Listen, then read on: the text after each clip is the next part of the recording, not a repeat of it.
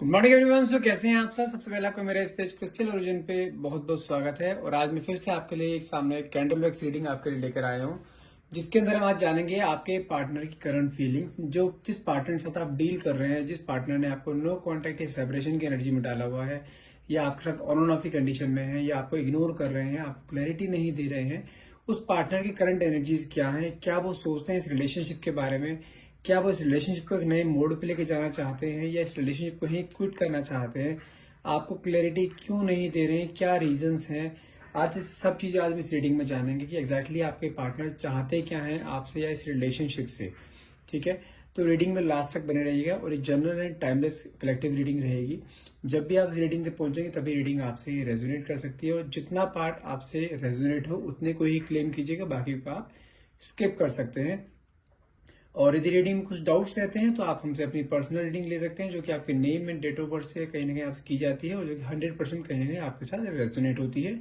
और जैसे आप सब जानते हैं, हमारे पास एनर्जाइज क्रिस्टल्स अवेलेबल रहते हैं, जो कि आपके name and date of birth से आपको एनर्जाइज करके आप तक पहुंचाए जाते हैं, जो कि आपकी लाइफ में बहुत मेजर रोल प्ले करते हैं। आपकी लाइफ में कोई भी अगर प्रॉब्लम चल रही है, उन प्रॉब्लम्स को सॉल्व आउट करने में आपकी कहीं ना कहीं ये हेल्प करते हैं। चलिए अब कैंडल वैक्स रीडिंग स्टार्ट करते हैं।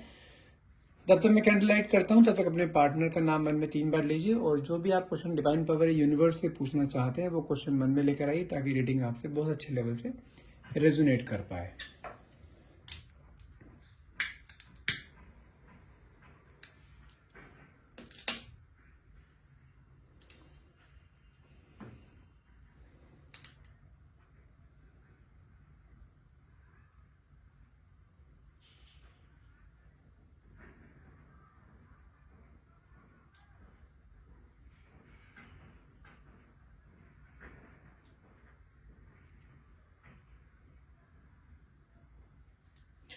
मुझे यहाँ पे कुछ नंबर सबसे पहले फील हुए हैं। नंबर बताऊं तो मैं आपको नंबर 9 हो सकते हैं, नंबर 8 हो सकते हैं,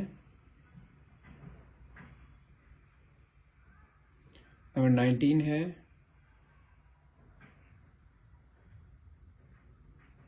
नंबर 7 भी हो सकते हैं, 30, 28। ठीक है, ओके। अच्छा, जिस पार्टनर के साथ आप डील कर रहे हैं ना, अभी मुझे कहीं ना कहीं ऐसा दिखाई दे रहा है, ये ना कुछ या तो आप दोनों के बीच में कुछ ऐसे क्लैशेस हुए हैं कि आपने इन्हें कुछ हो सकता है डिसरिस्पेक्ट किया हो।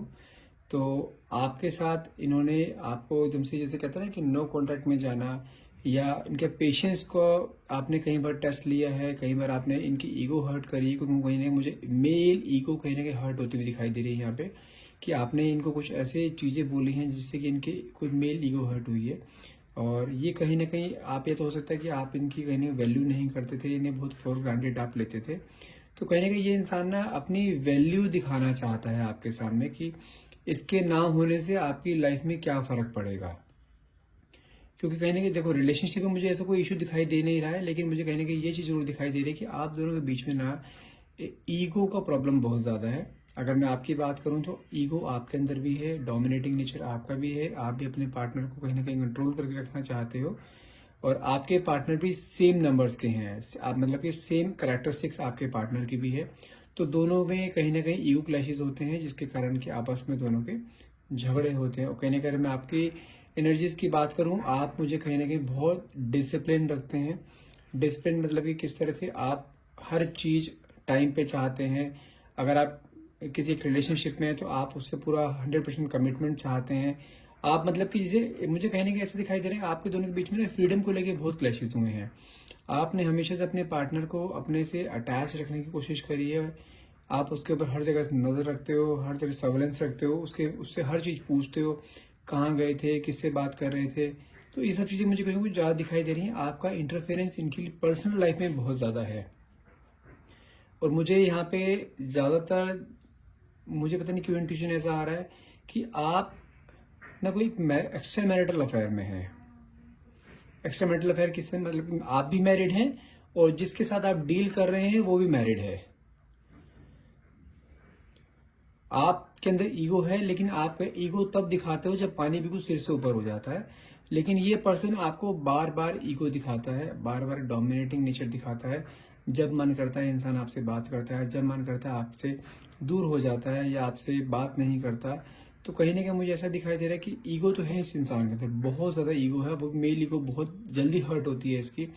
आपने कई बार चीज़ें छेड़ने की कोशिश करी है इसके, तो कई बार ये उस चीज़ को लेकर बहुत हर्ट भी हुआ है और आपको आपके साथ उस समय बहुत ज़्यादा क्लैशेस हुए हैं आप दोनों के बीच में। लड़ाई झगड़े जिसे बोलते हैं, लड़ाई झगड़े बहुत हुए हैं आप दोनों के बीच में उस चीज़ को लेकर। लेकिन मुझे कहीं ना कहीं ऐसे दिखाई दे रहा है कि अभी जो करंट सिचुएशन आप दोनों की चल रही है ना, वो बहुत ज़्यादा, जिसे कहते हैं ना, काफ़ी टाइम हो गया इस सिचुएशन को चलते हुए। कहीं ना कहीं ये इंसान ना बिल्कुल अलग होके बैठ गया है आपसे।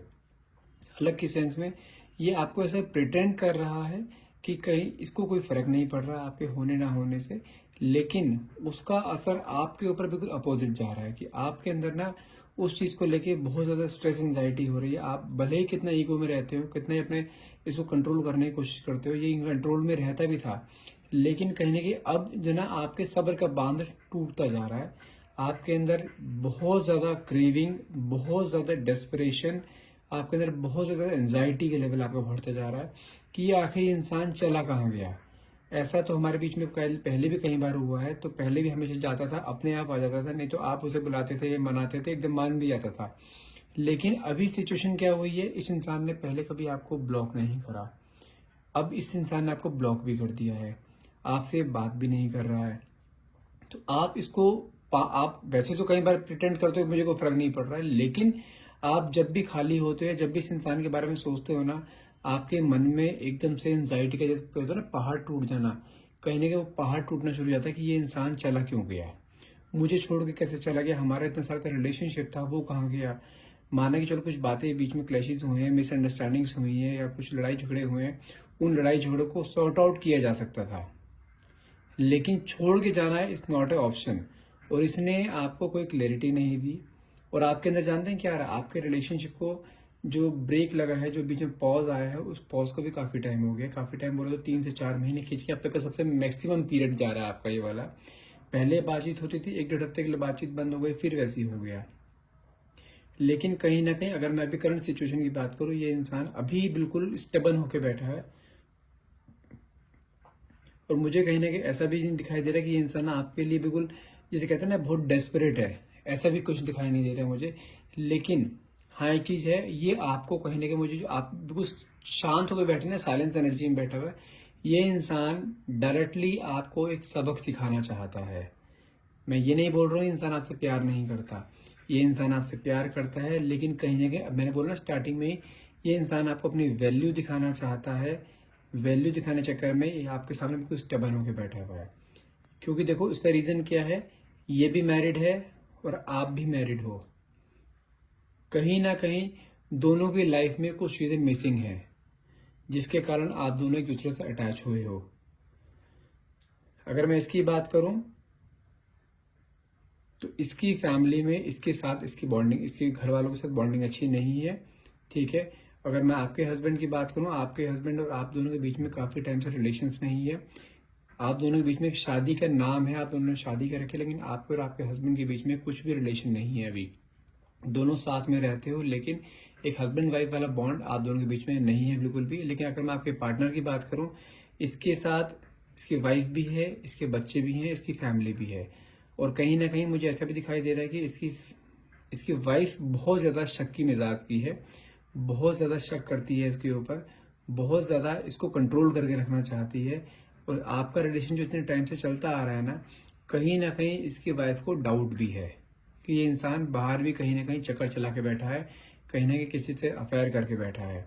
और इसकी वाइफ बहुत स्टेबन है, मैं कह रहा हूँ बहुत ज्यादा स्टेबन है, ये भी कुछ नहीं है उसके आगे। इसकी वाइफ ने अगर एक बार ठान लिया ना कि मैं उसे ढूंढ के रहूंगी कौन है ये, तो ढूंढ भी लेगी, कुछ कुछ मर्जी करके, लेकिन कैसे मर्जी करके कुछ ना कुछ करेगी जरूर। जैसे मैंने आपको बोला है कि कहीं ना कहीं उसके वाइफ को कहीं ना कहीं शक हुआ है आपके ऊपर और इसके बिहेवियर के ऊपर, क्योंकि कहीं ना कहीं आप दोनों के बीच में वो क्लैशेस हुए हैं, जिसके कारण ये इंसान बहुत स्ट्रेस में रहता था। और वो स्ट्रेस कहीं ना कहीं इसके घर वालों पे उतरा है, और इसकी, जबकि इसके घर वालों की गलती नहीं थी, जबकि फिर भी स्ट्रेस वहां पे उतरा है। और कहीं ना कहीं कुछ ऐसे मुंह से बातें निकली हैं जो कि इसकी वाइफ सुन के हैरान रह गई है कि ये क्या हो रहा है। तब जाके इसको कुछ शक हुआ है, जिसके कारण आप दोनों के बीच में एक कोल्ड बिहेवियर भी स्टार्ट हुआ और इंसान की नज़र में ये भी है कि आपकी वजह से इसकी घर में जो प्रॉब्लम्स हो रही है ना, उसका सबसे बड़ा रीज़न एक आप हो, क्योंकि आप इसको कंट्रोल करके रखना चाहते थे। ये इंसान दोनों के बीच में एक बैलेंस बना के रखना चाहता है, आपके बीच में और अपनी फैमिली के बीच में, लेकिन आप वो बैलेंस बनाने नहीं दे रहे हो। आप चाहते हो ये इंसान मेरे साथ कनेक्टेड है तो मुझे टाइम दे, मुझसे बात करे, लेकिन ये इंसान आपके साथ बैलेंस बना के रखना चाहता है और आप इसको कंट्रोल करना चाहते हो, तो क्लैशेस हर हाल में होंगे ही होंगे। ये इंसान, देखो मैं आपको क्लियर समझाता हूँ यहाँ पर, ये इंसान आपके साथ तब तक रह रहा है जब तक आप इसके साथ मैनेज करके रह पाओगे, अदरवाइज प्रॉब्लम तो इसकी खुद की लाइफ में भी चल रही है, तो आपके साथ होने ना होने का कोई मतलब नहीं होता इसका फिर। तो कहीं ना कहीं मुझे प्रॉब्लम आपके हैंड से दिखाई दे रही है, क्योंकि आपका जो नेचर है ना, आप करने के बाद सॉरी बोलते हो, आप करने के बाद रियलाइज करते हो कि हाँ आपने कुछ गलत कर दिया है, लेकिन तब तक बहुत देर हो चुकी होती है। यदि मैं आपकी बात करूं, कहीं ना कहीं आपको थोड़ा सा पेशेंस रखने की जरूरत है। ये इंसान आपसे प्यार करता है, लेकिन थोड़ा सा आपसे सपोर्ट चाहता है। इसकी भी खुद की फैमिली है, इसको वो भी मैनेज करना है, क्योंकि देखो एक नॉर्मल सी चीज़ है, लेडीज को समझाना बहुत मुश्किल होता है, लेडीज को हैंडल करना बहुत मुश्किल होता है, खासतौर से एक्स्ट्रा मैरिटल अफेयर में। और आप यदि आप इसके साथ ऑलरेडी कनेक्टेड हो तो आपको किसी को जवाबदेही नहीं देनी है। इसके साथ अगर कुछ ऐसा हो गया तो इसका हो सकता है घर बिगड़ जाए। ये जो चीज़ अभी पर्दे के पीछे चल रही है उस पर्दे के पीछे रखना चाहता है, लेकिन आपसे सपोर्ट चाहता है और आप इसके साथ सपोर्टिव होने के लिए रेडी नहीं हो। और ये एक्स्ट्रा मैरिटल अफेयर जो चल रहा है आपका, ये बहुत टाइम से चल रहा है। और मैं एक चीज बता दूं, आपके बीच में पहले भी कई बार ऐसे क्लैशेस हो चुके हैं और इस बार फिर हुआ है, लेकिन ये क्लैश आपका काफी लंबे टाइम से चल रहा है। लेकिन अगर मैं बात करूँ कब तक ठीक हो जाएगा, तो इसे अभी ठीक होने में टाइम लगेगा, क्योंकि मैंने पहले ही बोला है कि इसके घर में हो सकता है कुछ शक हुआ है इसके हस्बैंड के ऊपर कि हाँ ये इंसान कहीं बाहर भी किसी के साथ अटैच है। और मैं आपको चीज समझा दूं, इसकी वाइफ बहुत नेगेटिव लेडी है, इसके कई लोगों से अप्रोच है ऐसी कि जो कि एक ब्लैक मैजिक एंड तंत्र विद्या और कुछ जानते हैं। हो सकता है ये आपके पार्टनर के ऊपर, जो अपने मतलब अपने हस्बैंड के ऊपर कुछ ऐसा भी करे कि किसी और से अटैच ना हो। और हो सकता है कि तंत्र विद्या के थ्रू ये कुछ ऐसे भी जाने कि इसके साथ कौन अटैच है, तो उसमें आपका पता चलना एक स्वाभाविक है। हो सकता है कि इसको पता चले कि इसके साथ कौन कनेक्टेड है, जिसमें कि आपका नाम आ सकता है। तो इसलिए सबसे पहली चीज़ है, आप अपने आप को प्रोटेक्ट करके रखिए, क्योंकि हो सकता है जब ब्लैक मैजिक को हटाने का या कुछ ऐसा स्पेल किया जाता है ना कि इंसान किसी और की तरफ ना जाए, तो उसका इम्पैक्ट जिसके साथ वो इंसान अटैच होता है उसके ऊपर पड़ना स्वाभाविक है, आपके ऊपर भी इसका इम्पैक्ट पड़ सकता है। तो इसलिए अगर ये अभी आपके साथ स्टॉप है, रुका हुआ है, कोई आपको ब्लॉक कर रखा है, तो इसने आपसे गुस्सा ना होकर आपको प्रोटेक्ट करने के लिए कर रखा है। साथ में आपको ये सबक भी सिखाना चाहता है कि आप उसके बिना आपकी लाइफ अधूरी है, क्योंकि कहीं ना कहीं आप इस इंसान के साथ बहुत ज्यादा अटैच हो चुके हो, आप इस इंसान से बहुत ज्यादा प्यार करते हो। प्यार ये भी करता है, लेकिन आपने कई बार इसके प्यार की कदर नहीं करी, आपने इसके प्यार को समझा नहीं है। आप हमेशा इसके ऊपर हावी होकर रहे हो, हमेशा आपने ही चीजें थोपी हैं इसके ऊपर। कहीं ना कहीं ये आपसे भी कहीं ना कहीं बार बार फेडअप हो जाता है, आपके साथ इसी चीज को लेकर कई बार इसके झगड़े भी हुए हैं, लेकिन आपने तब भी इसकी बातों को नहीं समझा। ये इंसान आपको हर चीज दे रहा है जो आपको एक मैरिड लाइफ में चाहिए होती है, जो एक सुकून, एक केयर, एक प्यार, एक टाइम, एक रेस्पेक्ट। इस इंसान ने आपको हर वो चीज दी है जो कि एक लेडी को चाहिए होती है अपनी एक मैरिड लाइफ में, और वो चीज आपको अपनी मैरिड लाइफ में नहीं मिली और इस इंसान ने आपको दी है, और आप इसलिए इसके साथ कनेक्टेड भी हो। अगर ये इंसान आपके लिए इतना सब कुछ करने के लिए तैयार है, सेक्रीफाइस भी सब बहुत सारी चीजें कर रहा है, अपनी फैमिली को टाइम ना देके, पहले भी आपको भी टाइम दिया है इसने, लेकिन उसके बावजूद भी आपको अगर वो टाइम कम पड़ रहा है तो इट्स टोटली योर मिस्टेक। ये इंसान आपसे प्यार करता है, आपको कहने का अपना सोलमेट मानता है। सोलमेट मैं इसलिए क्यों बोल रहा हूँ, इस कार में क्यों नहीं है, क्योंकि आप दोनों का मिलना बिछड़ना बार बार हो रहा है, और ये रिलेशन को 1-2 साल का नहीं है, कई सालों का रिलेशनशिप चल रहा है आप दोनों का। ये आप दोनों भले एक दूसरे से जिंदगी भर के लिए अटैच ना हो पाओ, मतलब कि एक बंधन में ना बंध पाओ, लेकिन आप दोनों एक दूसरे से कनेक्टेड जरूर रहोगे। और ये इंसान अभी के लिए पॉज में है, अभी नहीं आएगा आपके पास, इस थोड़ा सा टाइम लगेगा, थोड़ा सा इसे टाइम देने की जरूरत है, एटलीस्ट जब तक इसकी फैमिली में सब कुछ सही ना हो जाए। फैमिली में सब कुछ सही होने के बाद आपको ये कांटेक्ट कर सकता है, लेकिन इन बिटवीन आपके अंदर स्ट्रेस एंजाइटी का लेवल इतना बढ़ा हुआ है, आप इसको इसके ब्लॉक करने के बावजूद भी आप इसको कॉल करे जा रहे हो। और आप ये चीज ध्यान रखो, अगर किसी इंसान ने आपको ब्लॉक कर रखा होता है ना, अगर आप उसको उसके बावजूद भी आप उसे कॉल कर रहे हो, उसके कॉल पर उसका नोटिफिकेशन जरूर पहुंचना है। और ये नोटिफिकेशन है कहीं ना कहीं उसके लिए प्रॉब्लम क्रिएट कर सकता है, क्योंकि मैंने खुद बोला है कि अभी बोला है कि उसकी वाइफ बहुत एक नेगेटिव इम्पैक्ट उसके ऊपर डालने की कोशिश में है, कोई ना कोई स्पेल करने की कोशिश में है, कि ताकि वो किसी और लेडी के साथ अटैच ना हो। तो इसलिए एक छोटा सा सजेशन है, यदि आप इस इंसान को वापस अपनी लाइफ में पाना चाहते हैं तो अभी के लिए थोड़ा सा स्पेस लेना जरूरी है आप दोनों के लिए, दोनों के रिलेशनशिप के लिए। अगर रिलेशनशिप आगे चलाना है तो, नहीं तो ये इंसान हो सकता है कि अपनी फैमिली, देखो क्लियर सी बात है, आपके साथ इसकी शादी हो नहीं सकती, अपनी फैमिली को ये छोड़ नहीं सकता, ठीक है। तो थोड़ा सा आपको कॉम्प्रोमाइज करना पड़ेगा यदि आप इस इंसान को अपनी लाइफ में लाना चाहते हो कि इसका प्यार आपको हमेशा की तरफ मिलता रहे जैसे पहले मिलता आ रहा था। क्योंकि देखो जरूरत आपको भी, जितनी जरूरत आपको इसकी है ना, उतनी ही इसको आपकी है। तो थोड़ा सा वो मैनेज करने के लिए तैयार है, तो I think you should also manage for that. ये इंसान आपसे प्यार करता है और आगे भी करता रहेगा, और आपका रिलेशनशिप ऐसे ही छोटी मोटी चीज से टूटेगा नहीं कभी भी। आपका रिलेशनशिप चलेगा, बहुत लंबा चलने वाला है, क्योंकि मुझे कहीं ना कहीं आप दोनों के बीच में एक सोलमेट कनेक्शन कहीं ना कहीं दिखाई दे रहा है। ये इंसान आपसे प्यार भी बहुत करता है और इसने आपके लिए सेक्रीफाइस भी बहुत करे अपनी फैमिली को लेकर। कई बार आप दोनों के बीच में सिचुएशन ऐसी आई हो कि इसने अपनी फैमिली को टाइम नहीं दिया, लेकिन आपके लिए इसके पास पूरा टाइम था। कहीं ना कहीं थोड़ा सा कॉम्प्रोमाइज करने की जरूरत आपको है। आप इसकी बार बार ईगो को हर्ट करते आ रहे हो शुरुआत से ही, और इसने आपको उस चीज के लिए कई बार अल्टीमेटम भी दिया है, लेकिन आपने उस चीज को कहीं ना कहीं इग्नोर करते हुए दिखाई दिए हो आप।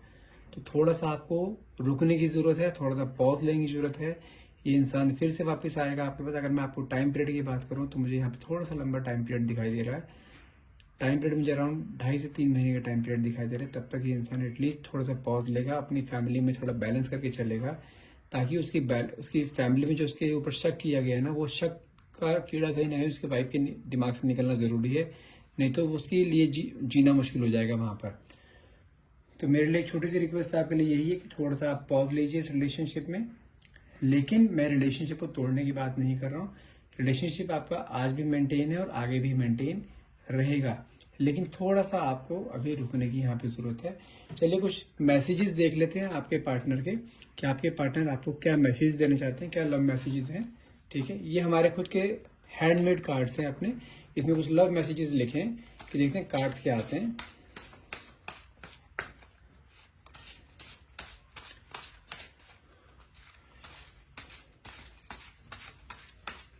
ओके,